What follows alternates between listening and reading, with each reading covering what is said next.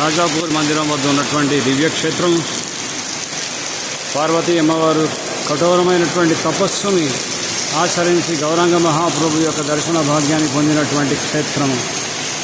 అమ్మవారు ఎప్పుడైతే చైతన్య మహాప్రభు యొక్క దర్శనాన్ని పొందారో పాదధూళిని తన యొక్క శిరస్సు మీద ధారణ చేసినటువంటి ఆ కారణం చేత ఈ క్షేత్రానికి శ్రీమంత ద్వీపం అని పేరు కలిగింది. పార్వతీ అమ్మవారు గౌరాంగ మహాప్రభు సృష్టి స్థితి ప్రణయ సాధన శక్తిరేక ఛాయే వయస్య భువనాయ వివర్తి దుర్గా ఇచ్ఛానురూపమపి యస్య సతేష్ట గోవిందాది పురుషం తమహం భజామి.